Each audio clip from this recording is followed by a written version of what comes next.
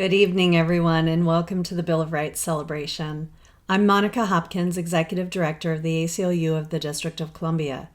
Tonight we'll be presenting 3 awards to outstanding people in our community who have made an important contributions toward defending and advancing civil liberties in D.C. Congresswoman Eleanor Holmes Norton, Larry Pearl, and Samantha Davis and the students in Black Swan Academy have each shown an incredible commitment to the values of liberty and justice that guide our work, and I can't wait for you to hear their stories. We're also celebrating our affiliate's 60th anniversary tonight. We have an incredibly rich history, which you'll hear more about in Sam Dougherty's remarks in a few moments. But as a leader of this organization, I think that right now is an especially promising moment in ACLU DC's history. Our team is growing, which speaks to the urgent need for a strong ACLU affiliate in DC. Our extensive legal docket is confronting the many cases of discrimination that persist in our city. And the cases we take have the potential to make an impact for years to come. We're pushing for policies that are equitable for everyone in DC, and we're locked into the battle for statehood. We'll never give up that fight until our city has equal representation. We know that we're up against a lot. Statehood faces an uphill battle, and across the nation, the ACLU is contending with an unprecedented wave of attacks on voting rights, reproductive freedom, and transgender equality. Police violence and the cruel treatment of immigrants continue to violate due process and human rights. These are big systemic problems, but the ACLU was made for this fight. Our staff across the nation and the communities around us are working every day to protect our rights and stop injustice anywhere we see it. Tonight is a celebration of our affiliates' accomplishments, but we are not taking our eyes off the battle ahead. As you hear the stories of our award honorees and meet our team members tonight, if you feel inspired, we invite you to make a gift of any amount that's meaningful to you. There will be a link to donate in the chat momentarily, and all gifts made tonight will be matched up to $30,000, thanks to 2 generous donors. At the ACLU of DC, we actively work to be an anti-racist organization. Racial equity is the through line that connects all of our work, and we want to ground tonight's event in racial justice and racial equity by taking a moment for a land acknowledgement. I'll now pass the mic to our policy associate, Owefa Ananuko, to lead us in that acknowledgement. We begin all ACLU DC events, even if they are virtual, with a land acknowledgement to recognize and show respect to the traditional stewards of the land we occupy, and to remind ourselves of the lasting effect of colonization in the Washington, D.C. area. The Piscataway Indian Nation, Piscataway Conoy Confederacy, and the Nacotchtank originally lived in large parts of present-day Maryland and D.C. They were among the first to encounter white European colonists. By 1700, 97% of the Piscataway chiefdom lost their lives to European diseases, war, and loss of land. The District of Columbia was also an active slave depot, with slave auctions dotting the National Mall and groups of chained African and African American slaves passing in the view of Congress and the White House every day. We honor the Indigenous and Black lives taken by violent colonization and state-sanctioned brutality, as well as the enduring strength of Indigenous and Black communities. We commit ourselves to turning this knowledge into action by fighting white supremacy in all its forms. Thank you so much for joining us at tonight's Bill of Rights celebration. It's wonderful to be with you all, even virtually, because our community of members, supporters, and partners are so important to us and vital to our work. Thank you for being here and for cheering us on through all the challenges that this pandemic has brought to us. As Monica mentioned, the ACLU is in an all-hands-on-deck moment as we face many threats to civil liberties across the nation. But we're used to long fights against tough odds and coming out on the right side of history, even in the most daunting of moments. Look no further than our own history here at this affiliate. I hope that hearing about some of our victories can give you a sense of how far we've come, and that we're not afraid to step up to the plate whenever civil liberties are threatened. Back in 1961, we were founded as the ACLU of the National Capital Area, and our jurisdiction included parts of Maryland and Virginia, in addition to DC. By 1973, the ACLU of Virginia was able to take over for all of Virginia. And in 2009, the ACLU of Maryland assumed jurisdiction over Montgomery and Prince George's counties. In January 2017, we officially changed our name to the ACLU of the District of Columbia. At the time of our founding, there were only 25 affiliates across the country, and there was opposition at the national ACLU to the idea of establishing an affiliate here. However, the National Legislative Office in Washington found itself taking on many local civil liberties cases, and more capacity was needed. So the affiliate's first meeting was held 60 years ago tonight in downtown DC. Early on, the ACLU of the National Capital Area challenged the National ACLU's stance on laws against homosexuality.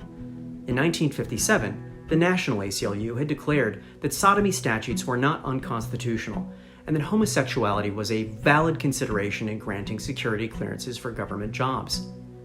One of our founders, Frank Kameny, and our affiliate's founding president, David Carliner, challenged the National ACLU to reconsider its position. By 1966, the national organization pulled a complete 180 and encouraged its branches to take on gay rights cases. Our affiliate would soon prove again to be on the leading edge of advancing civil liberties. In 1964, Richard and Mildred Loving were referred to us by Attorney General Robert F. Kennedy.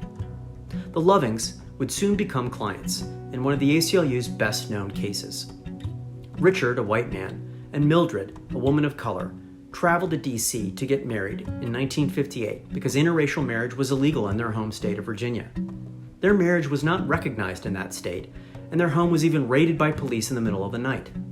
They were charged with miscegenation and sentenced to a year in prison. The sentence would be suspended on the condition that they left Virginia for 25 years. Loving versus Virginia was decided unanimously in 1967 by the Supreme Court and ended all race-based legal restrictions on marriage in the United States.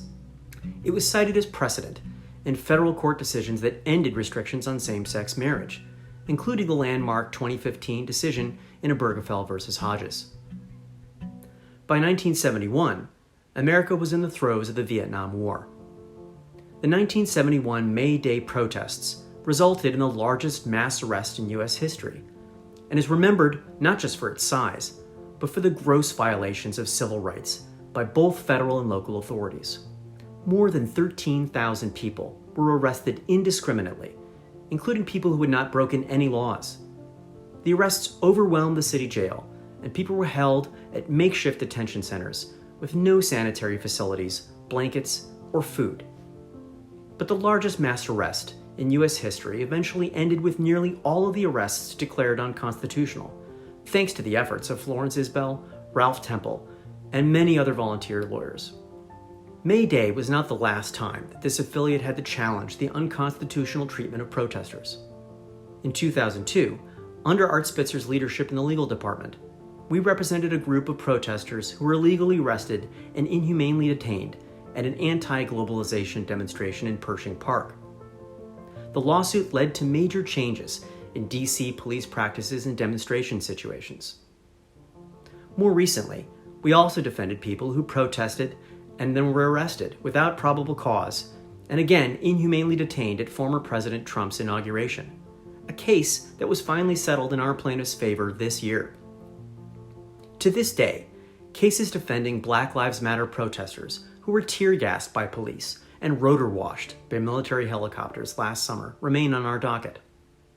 Over the years, we've handled hundreds of cases covering the whole range of civil rights and civil liberties, and it's more than I can possibly list. In addition to what I've talked about already, our work has also led to concrete changes in government employees' rights, prisoners' rights, children's rights, disability rights, immigration rights, and others. We've also advocated tirelessly for police reform, surveillance oversight, drug policy reform, and DC statehood. I'm so proud of this affiliate and can't wait to see what we accomplish next. Enjoy the evening, and congratulations to all the honorees tonight. Our first award of the evening is the Alan and Adrian Barth Volunteer Award, presented by Elaine Stamp. It is my pleasure to present the Adrian and Alan Barth Award for this year's recipient. In 1980, we decided that it was important to add an award specifically to recognize and honor people and groups who provided exemplary volunteer service to the local ACLU. The ACLU couldn't do what it does without the contributions of volunteers who give their time and energy towards litigating cases, assisting our outreach efforts, and handling other tasks necessary to keep things running smoothly. This award is named after Alan Barth, one of the founders of the ACLU of DC, back when it was first called the ACLU of the National Capital Area.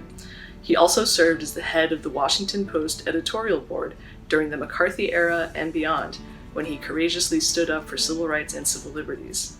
After his passing, his wife Adrian became one of our most loyal office volunteers, and herself received the Barth Award. And when she passed away, we renamed the award to include her as well. I am honored to present this award to Larry Pearl in recognition of his many years of volunteer service to our office, spanning from the time when we were the ACLU of the National Capital Area to our current self as the ACLU of the District of Columbia.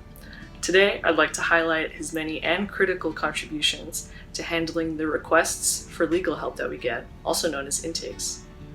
For those who might not be familiar, we use the word intake to refer to requests for legal help that we receive and investigate.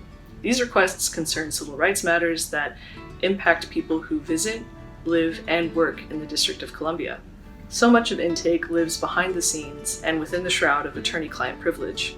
Larry's name doesn't appear on the signature block on lawsuits or in press releases announcing successful settlements, which honestly kind of belies the critical nature of Larry's efforts.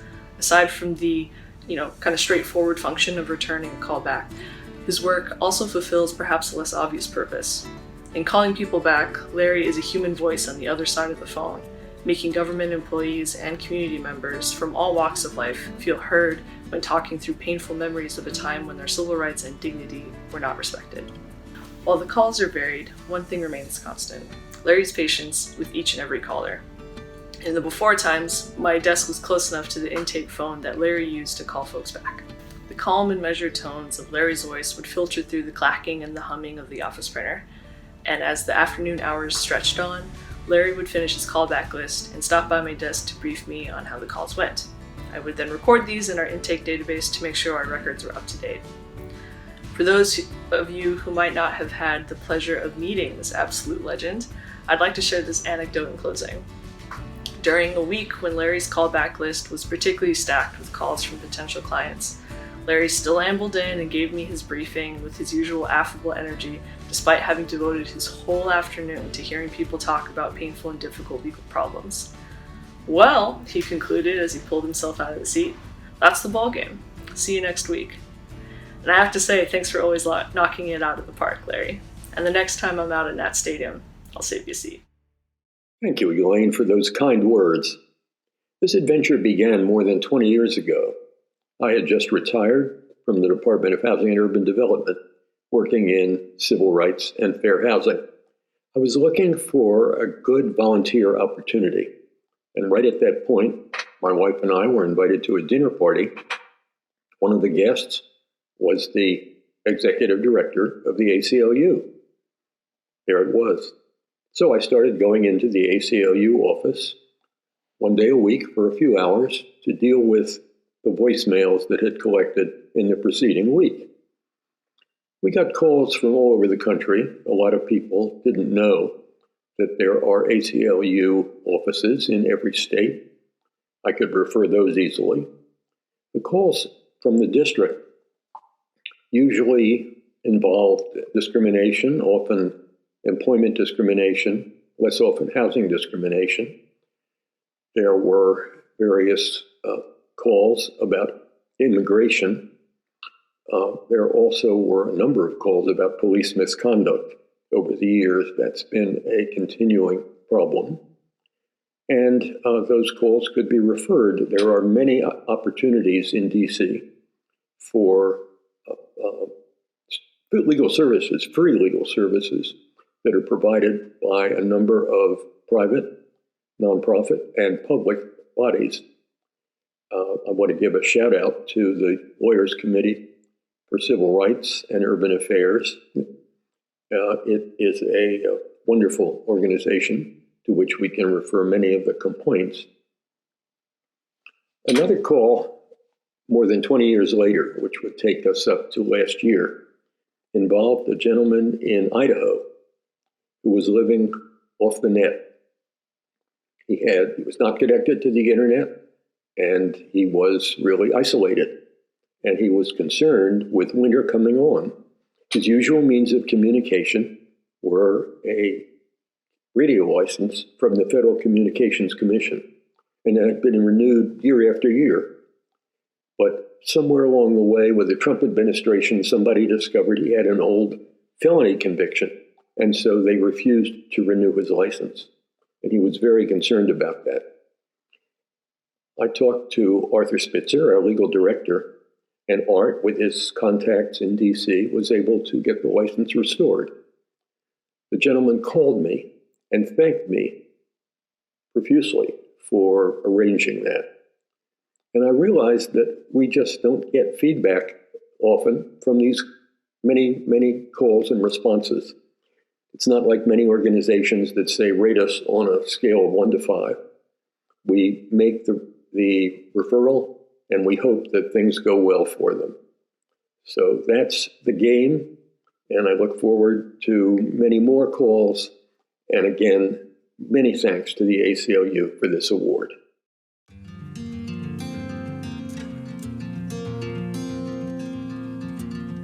Hello, my name is Bridget Slipka, and I'm the Director of Philanthropy. I'm thrilled to have so many of you joining us for our Bill of Rights celebration this evening. The mission of the ACLU of the District of Columbia is to protect and expand the civil liberties of all residents of the district. As you'll see tonight, it takes a whole community to do that. From our clients, to our coalition partners, to our volunteers, to members and donors like you. In light of all we have achieved the past 60 years, and in order to prepare us for the challenges that lie ahead, I want to take a moment to ask you to make a gift to the ACLU. 2 generous donors have offered to match Bill of Rights celebration gifts up to $30,000. If you already made a gift through our event page, thank you. If you'd like to make one tonight, we'll drop a link in the chat that will take you to our matching gift page. We are grateful for your generosity and for the fundamental part that you play in our ACLU community. Good evening, everyone. I feel so honored to be the one introducing the recipients of the Henry W. Edgerton Civil Liberties Award. As a bit of background, for those who don't know, Judge Henry W. Edgerton had a deep and unwavering commitment to justice and was known amongst his friends, his colleagues, and his students as someone with a strong character and a warm heart.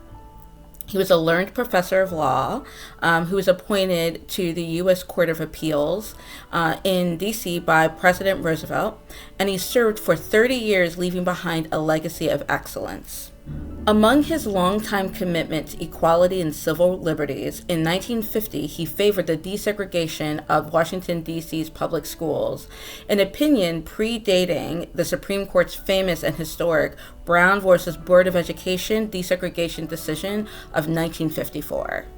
Some of the other prestigious past winners of the Edgerton Award include Justice William J. Brennan, Jr., Archbishop Desmond Tutu, Nadine Strawson, Ben Jealous, and the NAACP, and Representative John Lewis. Which now brings us to tonight's honored recipients. Black Swan Academy was founded by my good friend Samantha Davis in 2013 to create a pipeline of Black youth civic leaders. The young people of Black Swan Academy as a collective also has the distinction of being the youngest ever recipients of the Edgerton Award, and they have more than earned that. These youth leaders range from 6th to 12th graders, and the nature of their work ranges from raising awareness on social issues disproportionately affecting Black youths across the district, advocating for the elimination of structural barriers impacting Black youths, and leading movements for social change. Black Swan Academy, or BSA's, model specifically uplifts and centers the voices of Black youths in DC. Among many other things, their members have spoken at the March on Washington in 2020. They've testified before the DC Council. They played a powerful role in the Police Reform Commission that came to be amidst the DC protests. They have led direct actions, and they've been a leading force in the fight to remove police from schools. In fact, Samantha and one of BSA's youth leaders, London Jones, spoke at ACLU DC's webinar just last year, educating our own members about the need for police-free schools. And beyond all of this, they have a collective vision for the future that relies on community care. What does that mean? Well, it means embracing mutual aid as a way to address the lack of resources our communities experience. They have done this through providing food access and other community-led supports with the help of East of the River Mutual Aid here in DC. I feel so lucky that I've gotten to support all of the incredible work that they have done over the last 8 years, and I'm so grateful to call Samantha Davis a friend and a comrade. And it's incredible how this dream she had when she was just 25 years old has become an essential space for advocacy and organizing across the city and beyond.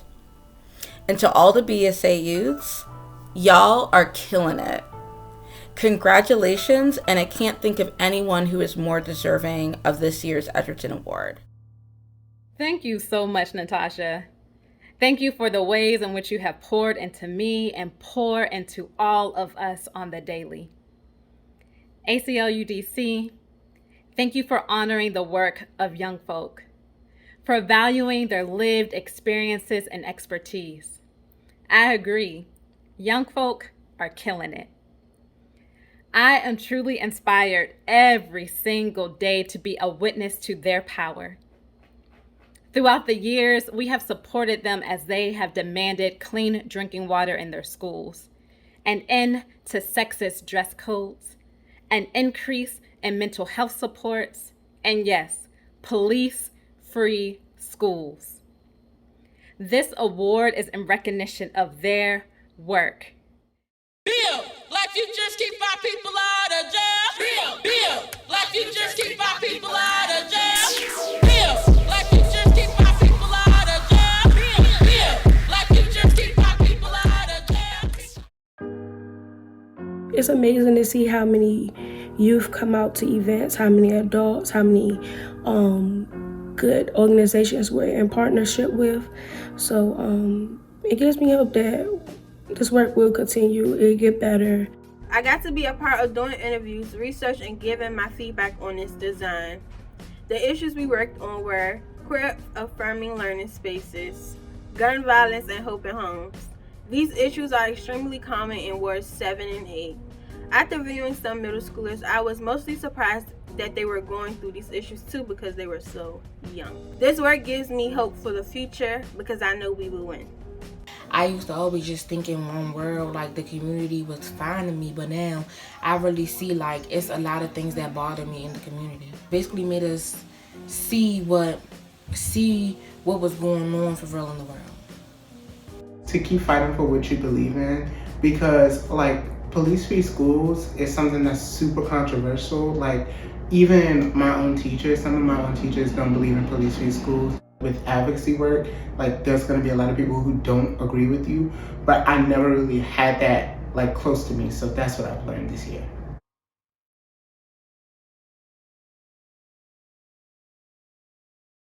Hi everyone, I'm Jada Collins, Intake Specialist. We really hope you've been enjoying your evening thus far. Next, I'd like to introduce our musical guests, the Banksons. Abigail and Sean Bankson are a married performing and composing duo who have performed across the country and across the world. Last fall, their viral video for the Keep Going song offered a candid and honest message of hope while still honoring all of the difficult emotions that come with living through a pandemic. Their song reached over 4 million people, including our staff, and we are so happy they were able to share their music with us tonight. Please join me in welcoming the Banksons.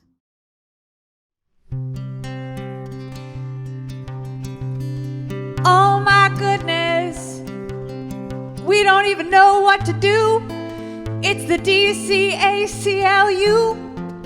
I can't believe we get to sing for you. Especially now, especially now. Yeah. Do you remember last July when we were like, oh, that's certainly the worst of it. That's gotta be the bottom of the pit. We were wrong. We were so wrong, so wrong. It's been harder than I could have imagined. And I'm sorry. I am really sorry that it got so hard. I am sorry that it got harder than we thought it could ever get.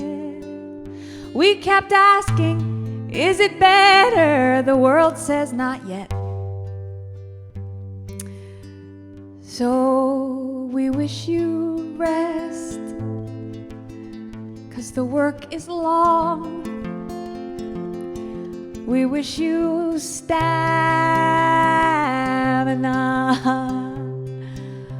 So we'll sing this song.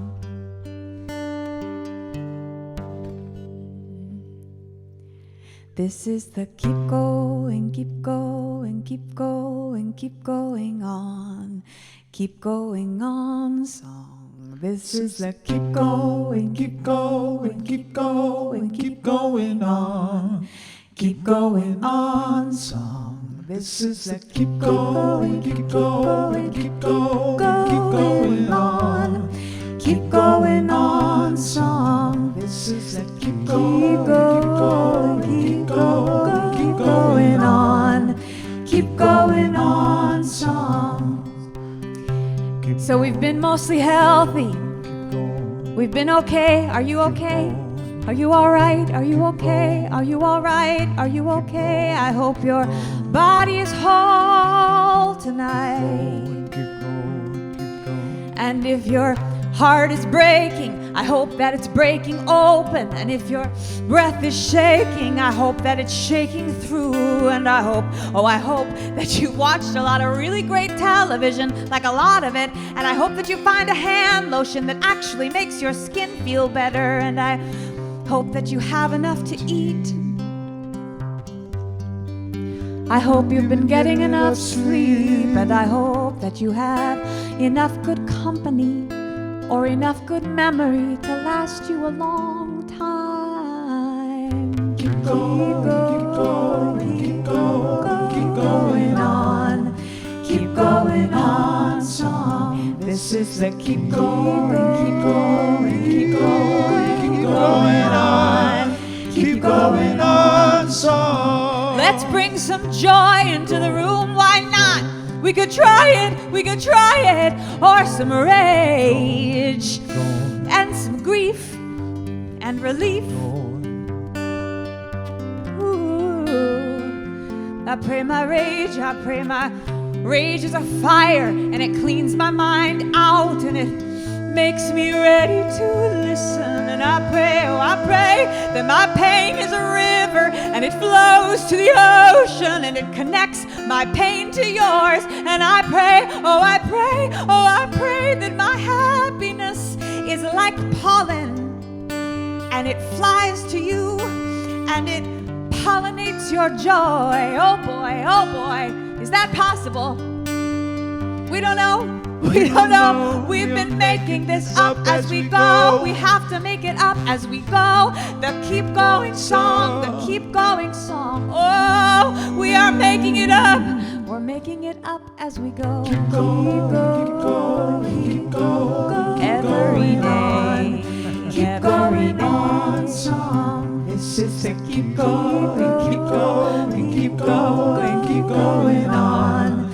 keep going on song. And I pray that when we meet again, that the world has changed into the world that we are imagining now together. And I pray that the world has become the world that we're planting inside of ourselves for each other and for our ancestors and for our kids. And we're gonna start. This is a rough beginning. That's all we've got. It's just a rough beginning to offer you. We're just gonna start by singing this song in this tiny space together. We're just gonna sing this song for you, and we hope that when you hear this, that you will feel just a little bit less alone, and we will feel a little bit less alone in the work and in the hurt, and we will be together tonight somehow, wherever this is, whenever this is, wherever you are, we'll be together for the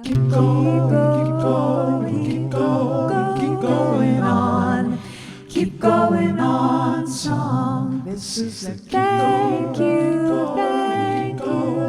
going on for all the work that you do. This is a thank you going on for all the work that you do. Yay! Thank you. Hello, everyone. We hope you've been enjoying the Bill of Rights celebration as much as we enjoyed putting it together for you. Before we present our final award for the night, I want to take a moment to remind everyone that all gifts made in support of this event will be matched up until we reach $30,000. You can donate through the link in the chat, and there is still time for your gift to have twice the impact. We appreciate your support so much. You, our community, are the reason that we're able to keep going on. Now, please join me in welcoming Monica Hopkins back to our virtual stage. The Arthur B. Spitzer Lifetime Achievement Award honors someone who has demonstrated a deep commitment to civil liberties over the course of their lifetime. Those of us who call the District of Columbia home know Congresswoman Eleanor Holmes Norton as a stalwart champion of D.C. statehood who has never relented in her efforts to ensure equal representation for Washingtonians. The fight to achieve statehood advanced further than ever this year and has come so far since Congresswoman Norton took office 30 years ago. Many of us remember when D.C. statehood felt like a fringe issue that only locals understood the gravity of. But with 54% of Americans supporting statehood today, it's within reach for the first time in history.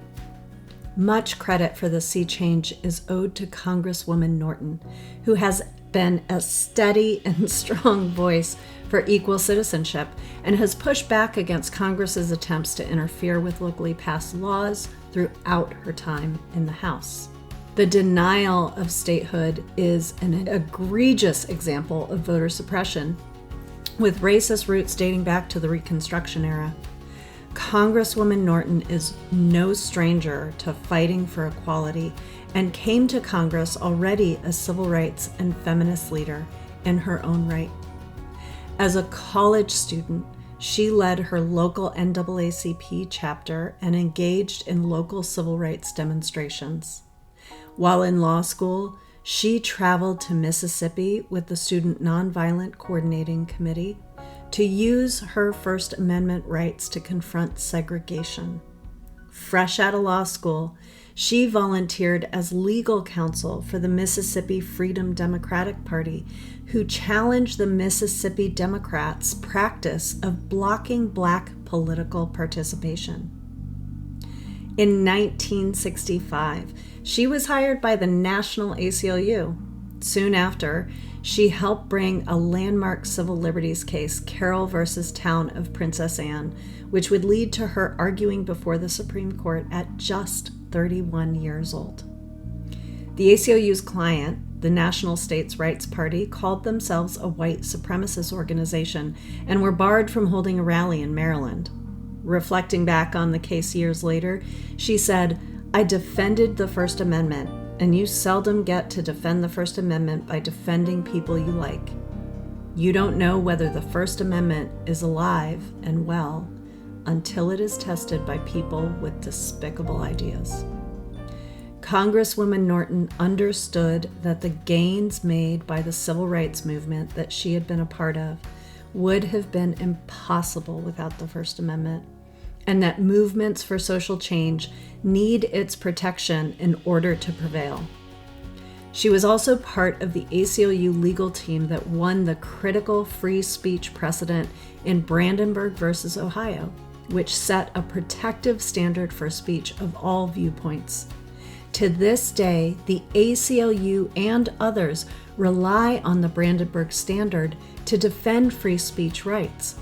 She's also well known for her women's rights advocacy and represented a group of female employees of Newsweek in 1970 when only men were allowed to be reporters. In her role as the head of the New York City Human Rights Commission, she worked to raise awareness of the application of Civil Rights Act to gender discrimination and held the first hearings on discrimination against women. She was the first female chair of the U.S. Equal Employment Opportunity Commission, an agency established by the Civil Rights Act that she and her peers in the civil rights movement fought so hard for. She became a tenured professor of law at Georgetown University before being elected to Congress in 1990, where she's serving her 15th term. Her work in Congress today, and especially her advocacy for statehood, is a continuation of her lifelong commitment to fighting for the constitutional rights and civil liberties of all. To have one of the ACLU's own in her position is an honor to the organization, and it is my honor to present her with the much-deserved Arthur B. Spitzer Lifetime Achievement Award. It is my honor to accept the Arthur B. Spitzer Award for my lifetime commitment to civil rights. I am especially proud to receive this award from the American Civil Liberties Union, as I was a member of ACLU's legal team as assistant legal director from 1965 to 1970 during the height of the civil rights movement. The battle for civil liberties is one that has been waged for all sides. While fighting to guarantee African Americans the right to vote, I successfully argued an ACLU First Amendment case before the U.S. Supreme Court to protect the First Amendment rights of white supremacist groups. No matter how much I disagreed with what they said, I defended their right to say it, because the First Amendment cannot apply to some, but not others. I continued my work protecting civil rights and equal treatment before the law as the first female chair of the United States Equal Employment Opportunity Commission during the Carter administration. As EEOC chair, I focused on combating gender discrimination in the workplace and led the EEOC in declaring that Title VII of the 1964 Civil Rights Act applies to sexual harassment. The Supreme Court affirmed our finding. I still champion this cause as a member of Congress.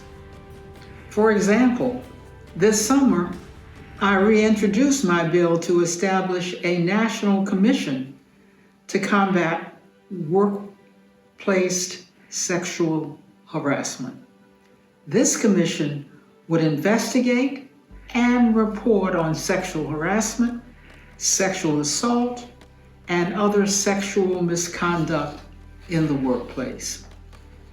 My most important civil rights challenge has been securing equal representation for the people of the District of Columbia. DC statehood is the only way to guarantee its residents full voting representation, home rule, and full equality with other U.S. citizens. In April, the House passed my DC statehood bill for the second time in history, and the Senate has held a hearing on the bill, which has more co-sponsors than ever. We are closer than ever to passing this bill granting full equality to the nearly 700,000 Americans who not only pay federal taxes, but pay more federal taxes per capita than the residents of any of the 50 states. Thank you again for this prestigious award.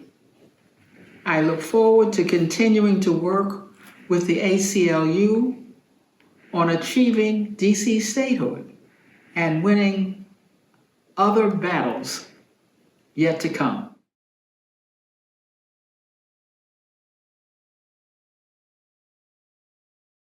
Hi everyone, I'm Nasi Moshery, Policy Director. I lead our policy and advocacy work here at the ACLU DC, and I just want to thank you for joining us tonight and for supporting our work. Hi, I'm Stacia Wallace, Executive Assistant.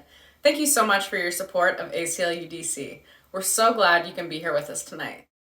Hi, I'm Scott Michaelman, Legal Director, and I lead our litigation efforts here at the ACLU of DC.